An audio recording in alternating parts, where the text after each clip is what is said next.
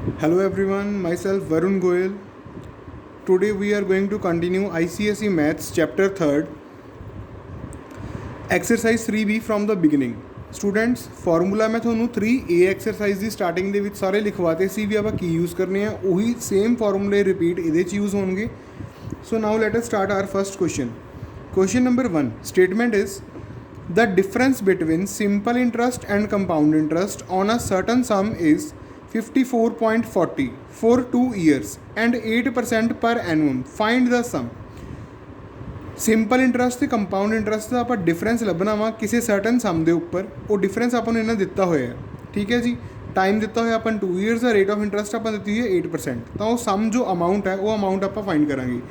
So dear students, as you all know what we are going to do. ਆਪਾਂ ਕਰਦੇ ਕੀ ਹੁੰਦੇ ਆ ਰਾਜੀ, ਤੁਹਾਨੂੰ ਪਤਾ ਵਾ ਆਪਾਂ ਕਰਨਾ ਵਾ ਲੈਟ ਸਮ ਬੀ. ਸਮ ਮਤਲਬ ਕੀ ਆ ਆਪਣੇ ਕੋਲ ਇੱਥੇ, principal is equal to X, ਠੀਕ ਹੈ ਜੀ. Rate of interest that is equals to 8% per ਐਨੂਅਮ ਦਿੱਤਾ ਹੋਇਆ ਆਪਾਂ ਨੂੰ.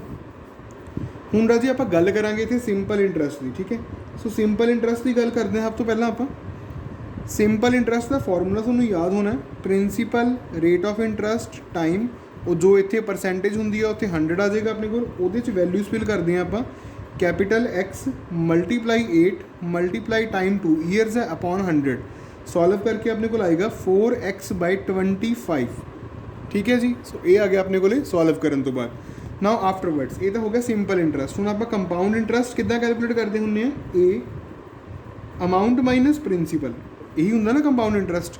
ਹੁਣ ਦੇਖੋ ਅਮਾਊਂਟ ਕਿੰਨੀ ਹੈ ਆਪਣੇ ਕੋਲ, ਅਮਾਊਂਟ ਆਪਾਂ ਨੂੰ ਪਤਾ ਨਹੀਂ ਹੈ. ਅਮਾਊਂਟ ਦਾ ਫਾਰਮੂਲਾ ਹੁੰਦਾ P 1 + R upon 100 whole raise to power n minus P. ਉਹਨੂੰ ਆਪਾਂ P ਰੱਖ ਲੈਂਦੇ ਇੱਦਾਂ ਹੀ, ਠੀਕ ਹੈ ਰਾਜੀ. ਸੋ ਨਾਓ ਆਫਟਰਵਰਡਸ ਹੁਣ ਆਪਾਂ ਵੈਲਿਊਜ਼ ਫਿਲ ਕਰ ਦਈਏ ਇੱਥੇ. ਅਮਾਊਂਟ ਦੇਖੋ ਇੱਥੇ P ਆ, P ਦੀ ਵੈਲਿਊ x ਆਪਾਂ ਮੰਨ ਕੇ ਚੱਲੇ ਤਾਂ x ਫਿਲ ਕਰਾਂਗੇ 1 + 2/100 whole raise to power 2. Sorry, rate of interest is 8 here. Okay, so ਇੱਥੇ ਆ ਜਾਏਗਾ ਮਾਈਨਸ ਆਪਣੇ ਕੋਲ ਕੀ ਆਊਗਾ, x ਆਊਗਾ. ਆਫਟਰਵਰਡਸ ਇਹਨਾਂ ਦੋਨਾਂ ਦੇ ਵਿੱਚੋਂ ਆਪਾਂ x ਕਾਮਨ ਕੱਢ ਲੈਂਦੇ ਹਾਂ, ਠੀਕ ਹੈ. ਇਹਨੂੰ ਕੈਂਸਲ ਕਰਕੇ ਆਪਣੇ ਕੋਲ ਆਏਗਾ 2/25. ਸੋ ਇਹ ਹੋ ਜਾਏਗਾ ਆਪਣੇ ਕੋਲੇ 1 + 2/25 ਹੋਲ ਸਕੁਏਅਰ ਮਾਈਨਸ 1. x ਨੂੰ ਮੈਂ ਕੀ ਕੀਤਾ ਵਾ, ਕਾਮਨ ਕੱਢਿਆ ਇੱਥੋਂ, ਠੀਕ ਹੈ ਜੀ. ਸੋ ਉਸ ਤੋਂ ਬਾਅਦ ਹੁਣ ਇਸ ਤੋਂ ਬਾਅਦ ਇਹ ਕੀ ਆਏਗਾ, it will be equals to 104/625x. Calculation solve ਕਰਕੇ ਤੁਹਾਡੇ ਕੋਲ ਇਹ ਰਿਜ਼ਲਟ ਆਪਣੇ ਕੋਲ ਆ ਜਾਏਗਾ.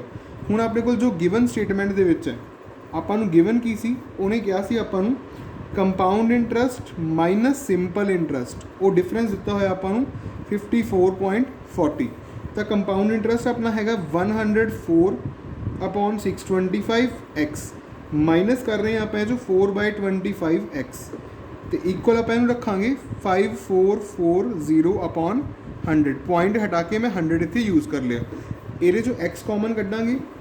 ਐਲਸੀਐਮ ਲੈਣ ਤੋਂ ਬਾਅਦ ਇਹ ਆਪਣੇ ਕੋਲ ਬਣੇਗਾ 4/625 ਇਜ਼ ਇਕੁਅਲਸ ਟੂ 5440/100. ਆ 0 ਨਾਲ 0 ਵੀ ਕੈਂਸਲ ਕਰ ਸਕਦੇ ਹਾਂ ਇੱਥੇ ਆਪਾਂ. ਸੋ ਆਫਟਰਵਰਡਸ x ਦੀ ਵੈਲਿਊ ਆਪਣੇ ਕੋਲ ਆ ਜਾਏਗੀ 544/10 ਮਲਟੀਪਲਾਈ 625/4. ਅਤੇ ਇਹਨੂੰ ਕੈਂਸਲੇਸ਼ਨ ਕਰਕੇ ਆਪਣੇ ਕੋਲ ਜੋ ਆਨਸਰ ਬਣੇਗਾ ਉਹ ਹੈਗਾ 8500. ਸੋ ਦੈਟ ਮੀਨਸ ਆਪਣੇ ਕੋਲ ਜੋ ਪ੍ਰਿੰਸੀਪਲ ਅਮਾਊਂਟ ਆਈ ਹੈ ਉਹ ਆ ਗਈ ਆਪਣੇ ਕੋਲ 8500. So this will be the answer of your first question. For the second question, pause the video to note it down.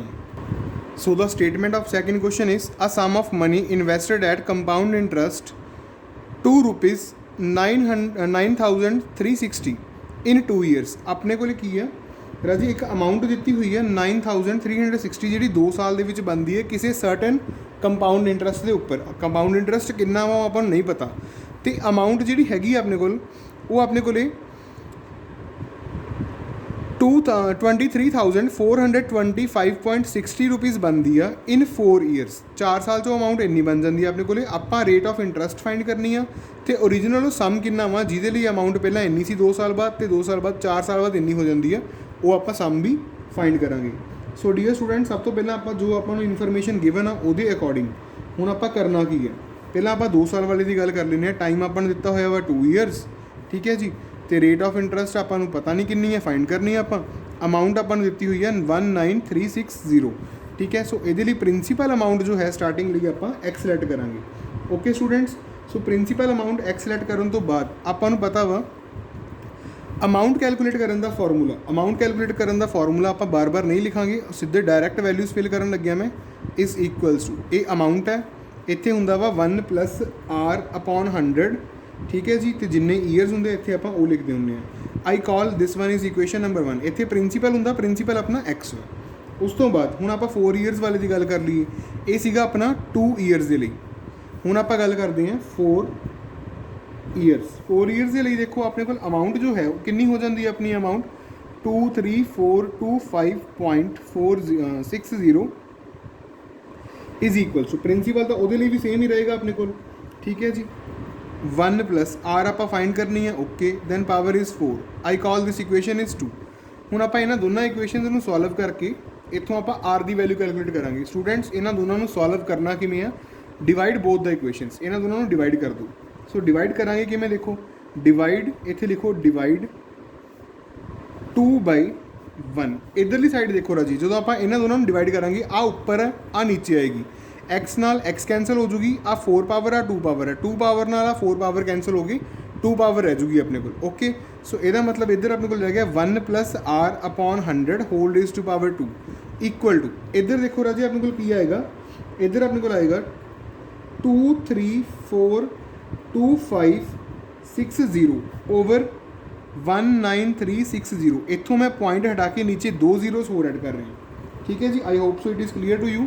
0 ਨਾਲ 0 ਕੈਂਸਲ ਹੋ ਜੂਗੀ, ਉਸ ਤੋਂ ਬਾਅਦ ਇਹਨੂੰ ਜਦੋਂ ਕੈਂਸਲ ਕਰਾਂਗੇ ਇਟ ਵਿਲ ਬਿਕਮਸ 14641/12100। ਇਹ ਚੀਜ਼ ਆਪਣੇ ਕੋਲ ਆ ਜਾਏਗੀ। ਹੁਣ ਰਾਜੀ ਆ ਜਿਹੜਾ ਸਕੇਅਰ ਆ ਇੱਧਰ ਆ ਕੇ ਰੂਟ ਬਣ ਜੂਗਾ, ਠੀਕ ਹੈ। ਤਾਂ 1 + r/100 is equal to √ 14641/12100।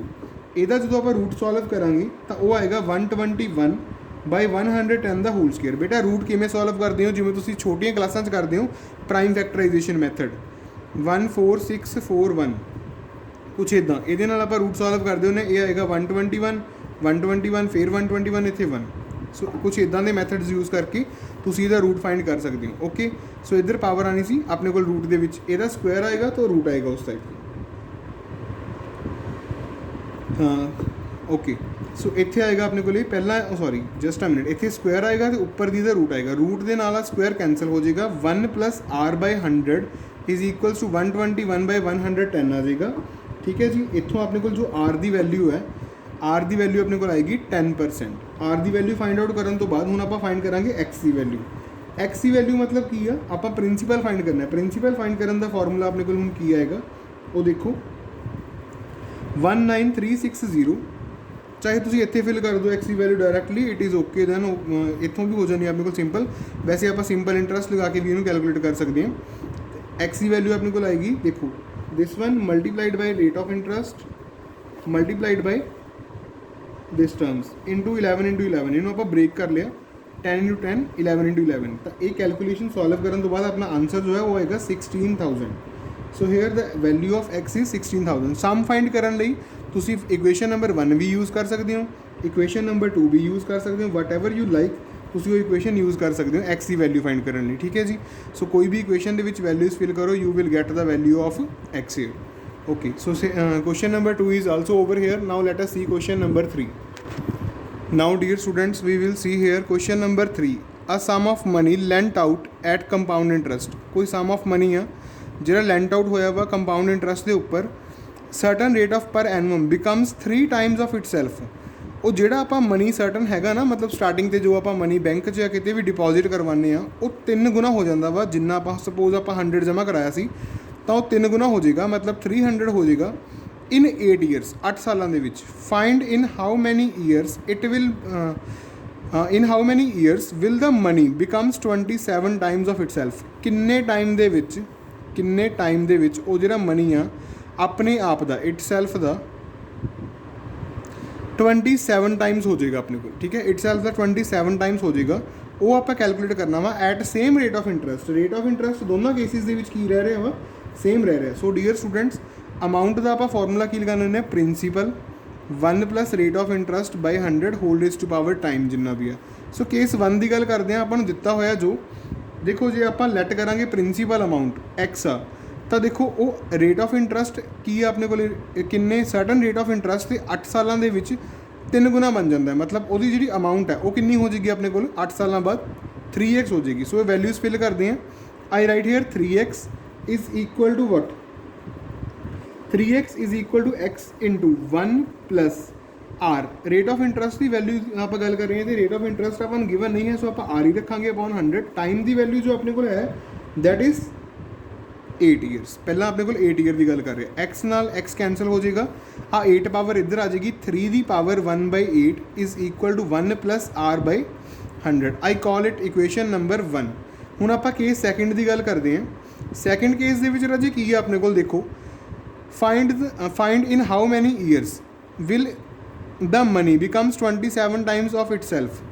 Time ਆਪਣਾ ਨੂੰ ਪਤਾ ਨਹੀਂ ਕਿੰਨਾ ਵਾ, ਆਪਾਂ ਪਤਾ ਕਰਨਾ ਵਾ। ਜਿਹੜਾ ਅਮਾਊਂਟ ਹੈ, ਜੇ ਅਮਾਊਂਟ ਆਪਣੇ ਕੋਲ ਪ੍ਰਿੰਸੀਪਲ x ਸੀ ਤਾਂ ਅਮਾਊਂਟ ਕਿੰਨੀ ਬਣਨੀ ਚਾਹੀਦੀ ਹੈ ਆਪਣੀ 27x ਬਣਨੀ ਚਾਹੀਦੀ ਆ। ਠੀਕ ਹੈ ਜੀ, ਕਿੰਨੇ will 27 times of itself at the same rate of interest। Rate of interest ਆਪਣੇ ਕੋਲ ਕੀ ਆ, ਆ ਰਹੀ ਹੈ।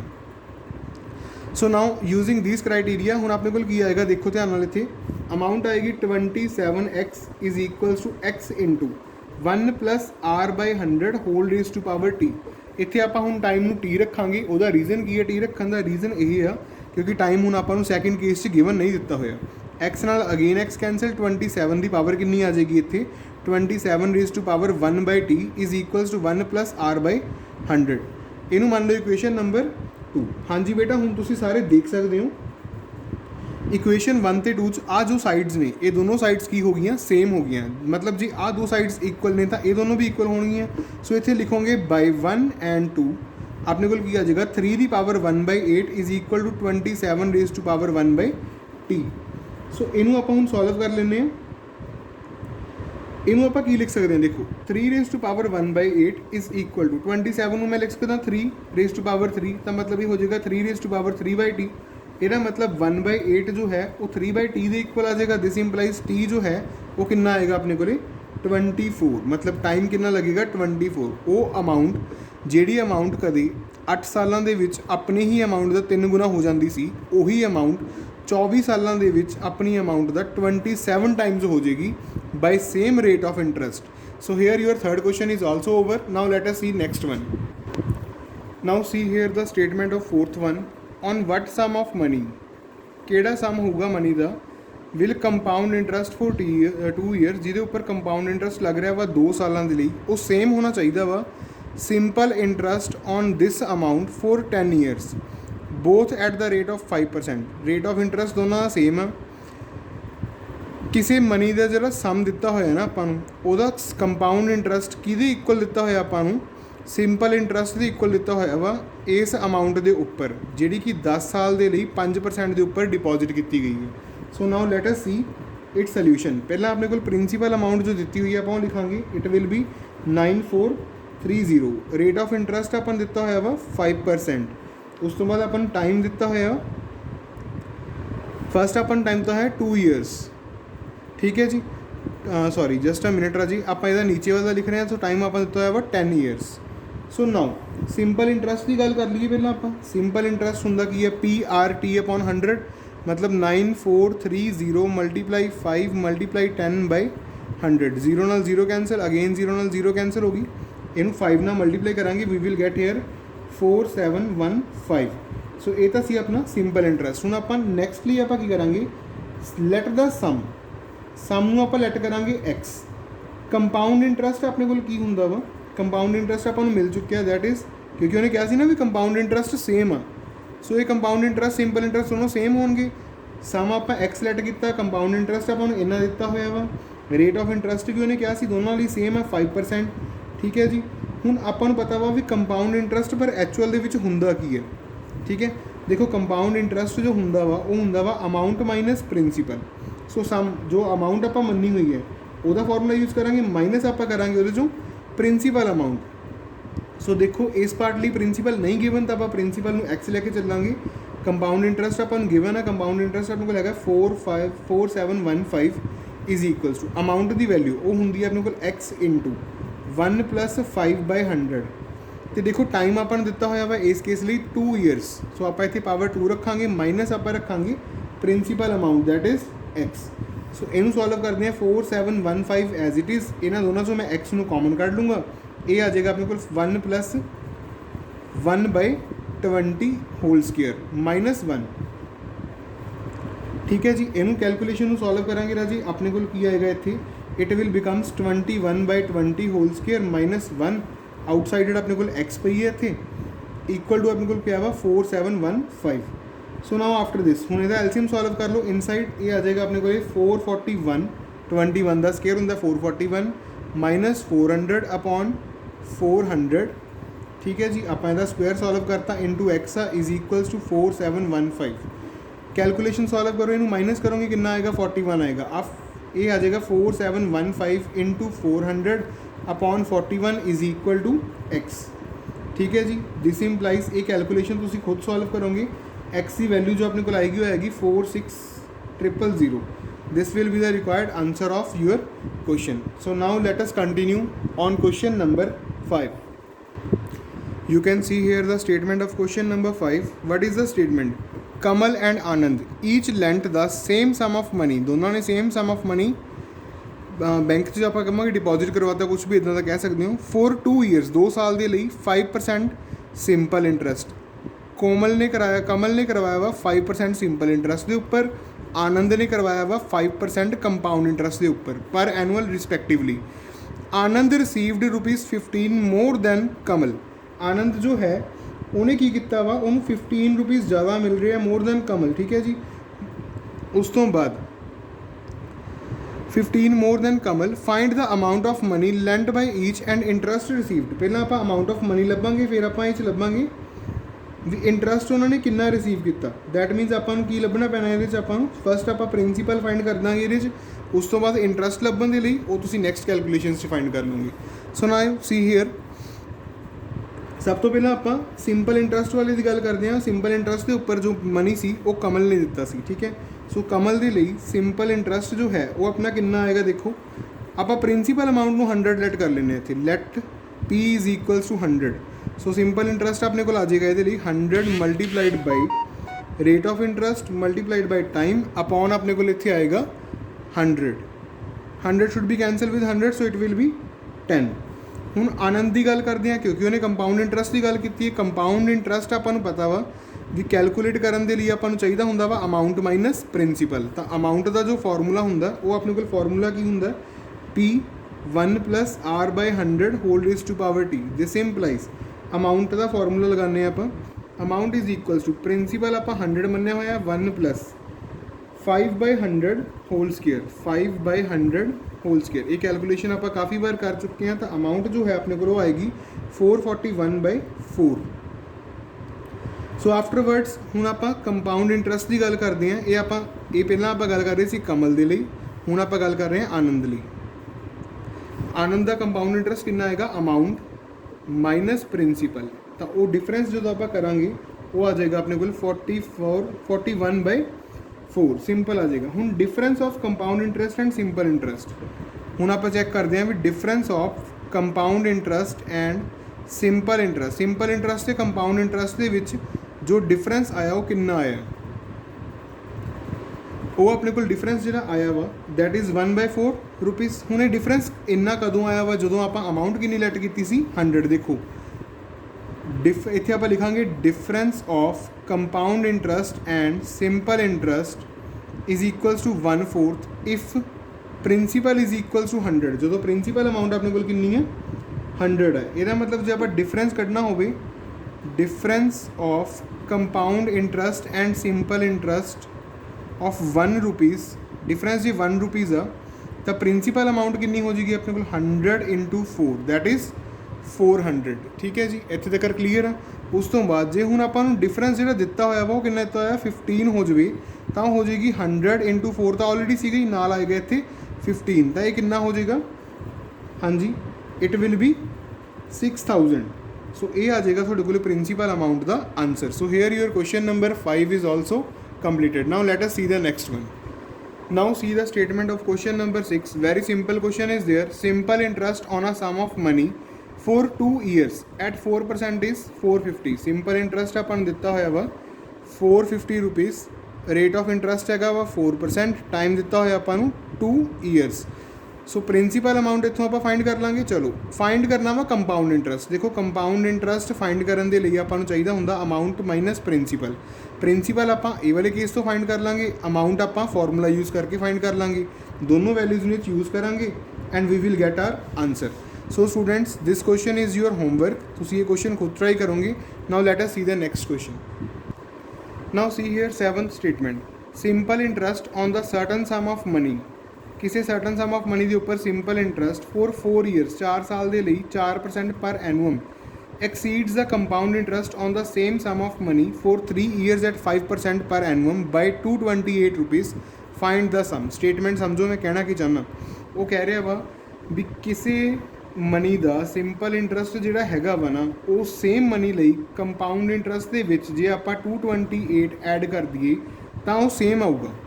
ਠੀਕ ਹੈ, ਉਹਦੇ ਲਈ ਆਪਾਂ ਜੋ ਵੈਲਿਊ ਫਾਈਂਡ ਕਰਨੀ ਹੈ ਦੈਟ ਇਜ਼ P। ਉਹ ਸਮ ਫਾਈਂਡ ਕਰਨਾ ਵਾ ਵੀ ਉਹ ਜਿਹੜਾ ਪ੍ਰਿੰਸੀਪਲ ਆ ਉਹ ਹੋਊਗਾ ਕਿੰਨਾ ਆਪਣਾ।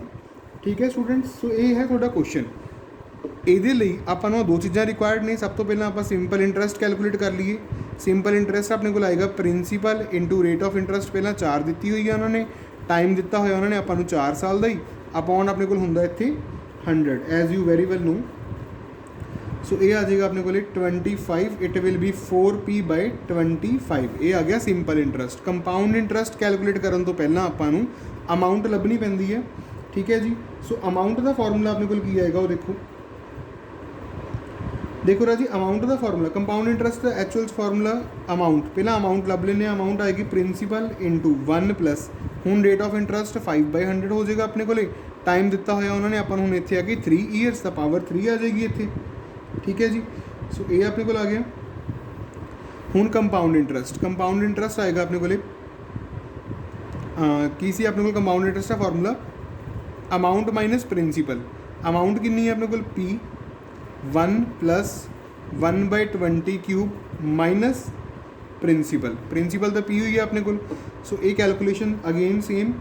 ਸੋ ਇਹ ਕੈਲਕੂਲੇਸ਼ਨ ਆਪਾਂ ਸੋਲਵ ਕਰਾਂਗੇ। It will becomes 1261/8000। ਠੀਕ ਹੈ ਜੀ, ਨਾਲ ਇਹਦੇ ਆਏਗਾ ਆਪਣੇ ਕੋਲ P। ਸੋ ਕੰਪਾਊਂਡ ਇੰਟਰਸਟ ਇੰਨਾ ਆ ਗਿਆ ਆਪਣੇ ਕੋਲ। ਹੁਣ ਆਪਾਂ ਇਹ ਵੈਲਿਊਜ਼ ਇਹ ਫਾਰਮੂਲੇ 'ਚ ਪੁੱਟ ਕਰਾਂਗੇ। ਦੇਖੋ ਸਿੰਪਲ ਇੰਟਰਸਟ ਆਇਆ ਸੀ 4p/25। ਠੀਕ ਹੈ, ਕੰਪਾਊਂਡ ਇੰਟਰਸਟ ਇੱਧਰ ਪਲੱਸ ਹੈ, ਇੱਧਰ ਮਾਈਨਸ ਹੋ ਜਾਏਗਾ -1261/8000 ਨਾਲ P ਆਏਗਾ ਇਕੁਅਲ ਆਪਣੇ ਕੋਲ ਆਏਗਾ 228। ਠੀਕ ਹੈ ਸਟੂਡੈਂਟਸ, ਸੋ ਇੱਥੋਂ ਆਪਾਂ LCM ਸੋਲਵ ਕਰਾਂਗੇ। LCM ਇਹਦਾ ਆ ਜਾਏਗਾ 8000 ਤੇ ਅਬਵ ਆਪਣੇ ਕੋਲ ਆਏਗਾ 8000 ਆਪਣੇ ਕੋਲ LCM ਆ ਗਿਆ ਇੱਥੇ। ਤੇ ਇੱਥੇ ਆਏਗਾ ਆਪਣੇ ਕੋਲ 4 × 320p minus 1261p is equals to 228। P ਉੱਪਰੋਂ ਕਾਮਨ ਕੱਢ ਲਾਂਗੇ ਆਪਾਂ, ਮਾਈਨਸ ਕਰਕੇ ਜੋ ਆਪਣੇ ਕੋਲ P ਦੀ ਵੈਲਿਊ ਆਏਗੀ ਉਹ ਆਏਗੀ ਆਪਣੇ ਕੋਲੇ 96000 ਮਤਲਬ 96000।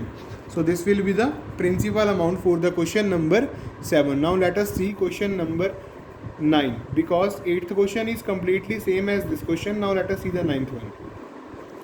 Now we are here with question number 9. A certain sum of money amounts to 23,400 in 3 years. ਇੱਕ ਮਨੀ ਦੀ ਅਮਾਊਂਟ ਹੈ ਜਿਹੜੀ ਕੀ ਆ ਅਮਾਊਂਟ ਉਹਦੀ ਬਣ ਜਾਂਦੀ ਹੈ ਇੰਨੀ 3 ਸਾਲਾਂ ਦੇ ਵਿੱਚ 10% ਸਿੰਪਲ ਇੰਟਰਸਟ ਦੇ ਅਕੋਰਡਿੰਗ। ਫਾਈਂਡ ਦਾ ਅਮਾਊਂਟ ਹੀ ਆਪਾਂ ਦੁਬਾਰਾ ਫਾਈਂਡ ਕਰਨੀ ਆ ਆਫ ਦਾ ਸੇਮ ਸਮ, ਇਸੇ ਸਮ ਦੀ ਇਨ 2 ਈਅਰਸ ਐਟ 10% ਕੰਪਾਊਂਡ ਇੰਟਰਸਟ। ਜੇ ਆਪਾਂ ਸਿੰਪਲ ਇੰਟਰਸਟ ਦੀ ਜਗ੍ਹਾ 'ਤੇ ਕੰਪਾਊਂਡ ਇੰਟਰਸਟ ਦੀ ਗੱਲ ਕਰਾਂਗੇ ਤਾਂ ਇਹ ਜੋ ਅਮਾਊਂਟ ਹੈ ਇਹ ਆਪਣੇ ਕੋਲ ਕਿੰਨੀ ਹੋ ਜਾਏਗੀ। ਸੋ ਪਹਿਲਾਂ ਤਾਂ ਆਪਾਂ ਪ੍ਰਿੰਸੀਪਲ ਨੂੰ ਐਕਸ ਲੈਟ ਕਰਾਂਗੇ। ਠੀਕ ਹੈ ਜੀ, ਫਸਟ ਥਿੰਗ ਇਜ਼ ਦੈਟ ਹੁਣ ਆਪਾਂ ਨੂੰ ਪਤਾ ਵੀ ਅਮਾਊਂਟ ਜੋ ਹੁੰਦੀ ਆ ਉਹ ਹੁੰਦੀ ਹੈ ਪ੍ਰਿੰਸੀਪਲ ਪਲੱਸ ਇੰਟਰਸਟ। ਇਹਦੇ ਲਈ ਇੰਟਰਸਟ ਜ਼ਰੂਰੀ ਆ ਤਾਂ ਆਪਾਂ ਇੰਟਰਸਟ ਕੈਲਕੂਲੇਟ ਕਰਾਂਗੇ। ਇੰਟਰਸਟ ਦਾ ਫਾਰਮੂਲਾ ਹੁੰਦਾ ਆਪਣੇ ਕੋਲ PRT। P ਹੈਗੀ ਹੈ X, R ਆਪਾਂ ਨੂੰ ਦਿੱਤਾ ਹੋਇਆ ਰੇਟ ਆਫ ਇੰਟਰਸਟ ਉਹਨਾਂ ਨੇ 10 ਤੇ ਟਾਈਮ ਆਪਾਂ ਨੂੰ ਦਿੱਤਾ ਹੋਇਆ 3 ਈਅਰਸ ਅਪੋਨ ਆਪਣੇ ਕੋਲ ਆਏਗਾ 100। It will B cancel out 3x/10। So interest ਆਪਣੇ ਕੋਲ ਇੰਨਾ ਆ ਗਿਆ। ਸੋ ਹੁਣ ਉਸ ਤੋਂ ਬਾਅਦ ਆਪਾਂ ਨੂੰ ਪਤਾ ਵੀ ਅਮਾਊਂਟ ਹੁੰਦੀ ਹੈ ਪ੍ਰਿੰਸੀਪਲ ਪਲੱਸ ਇੰਟਰਸਟ। ਪ੍ਰਿੰਸੀਪਲ ਆਪਣੇ ਕੋਲ ਕੀ ਹੈ X ਹੈ ਪਲੱਸ ਇੰਟਰਸਟ ਆਪਣੇ ਕੋਲ ਹੈਗਾ 3x/10 ਤੇ ਅਮਾਊਂਟ ਆਪਾਂ ਨੂੰ ਕਿੰਨੀ ਦਿੱਤੀ ਹੋਈ ਆ 23400 is equals to this one. ਦੇਖੋ ਰਾਜੀ ਇੱਥੋਂ X ਕਾਮਨ ਕੱਢਾਂਗੇ 1 + 3/10 ਆ ਜਾਏਗਾ। ਸੋ ਇਹਦਾ ਐਲਸੀਐਮ ਲੈ ਲਓ ਕਿੰਨਾ ਆ ਜਾਏਗਾ ਇਹ 13/10x। ਆ 10 ਉੱਪਰ ਮਲਟੀਪਲਾਈ ਹੋਏਗਾ 13 ਆਏਗਾ ਨੀਚੇ ਤਾਂ x ਦੀ ਵੈਲਿਊ ਆ ਜਾਏਗੀ 23400 multiplied by 10 upon 13. After the cancellation we will have here x 18000. ਸੋ ਇਹ ਆ ਗਿਆ ਆਪਣੇ ਕੋਲ ਪ੍ਰਿੰਸੀਪਲ ਅਮਾਊਂਟ ਆ ਗਈ ਆਪਣੇ ਕੋਲ 18000. ਹੁਣ ਪ੍ਰਿੰਸੀਪਲ ਅਮਾਊਂਟ ਮਿਲ ਗਈ, ਹੁਣ ਆਪਾਂ ਇਹਦਾ ਕੰਪਾਊਂਡ ਇੰਟਰਸਟ ਆਪਾਂ ਨੂੰ ਦਿੱਤਾ ਹੋਇਆ ਵਾ, ਉਹਨਾਂ ਨੇ ਪ੍ਰਿੰਸੀਪਲ ਅਮਾਊਂਟ ਦੇ ਉੱਪਰ ਵੀ ਕੰਪਾਊਂਡ ਇੰਟਰਸਟ ਇੰਨਾ ਵਾ, ਠੀਕ ਹੈ। ਉਹਨੂੰ ਆਪਾਂ ਯੂਜ਼ ਕਰਕੇ ਰੇਟ ਆਫ ਇੰਟਰਸਟ ਲਗਾ ਕੇ ਅਮਾਊਂਟ ਫਾਈਂਡ ਕਰਨੀ ਹੈ। ਸੋ ਅਮਾਊਂਟ ਫਾਈਂਡ ਕਰਨ ਦਾ ਫਾਰਮੂਲਾ ਕੀ ਸੀ ਆਪਣੇ ਕੋਲ amount the, principal into 1 plus rate of interest ਆ ਜੀ ਇਸ ਟਾਈਮ ਕਿੰਨੀ ਹੈ ਆਪਣੇ ਕੋਲ 10% ਆ ਅਪੋਨ 100 ਹੈ whole raise to power time ਕਿੰਨਾ ਦਿੱਤਾ ਹੋਇਆ ਆਪਾਂ ਨੂੰ, ਸੇਮ 2 years, ਉੱਥੇ 3 ਸੀ ਇੱਥੇ 2 years ਆ ਗਿਆ। Calculation again this zero is cancel with this one, it will becomes 18000 11 by 10's whole square, ठीक है जी। So afterwards it will becomes 18000 into 121 by 100, ठीक है। सो आफ्टरवर्ड्स आ दो जीरोज़ नाल आपां कहांगे, दो जीरोज़ कैंसिल हो गई, मल्टीप्लीकेशन तो बाद you will get here 21780. So amount of the sum in 2 years at 10% compound interest is this one. So this will be the required answer of your question. Dear students, here your exercise is completed. As you know, your one question is pending, that is question number 10. 10th question ਦਾ ਹਰ ਇੱਕ book ਦੇ ਵਿੱਚ Salina publisher ਦੇ hint ਦਿੱਤਾ ਹੋਇਆ ਵਾ, ਤੁਸੀਂ ਇਹ question ਖੁਦ ਟਰਾਈ ਕਰੋਗੇ। If you are not able to solve this question you can comment me, I will solve this question for all of you. Thank you and have a good day. Stay home, stay safe.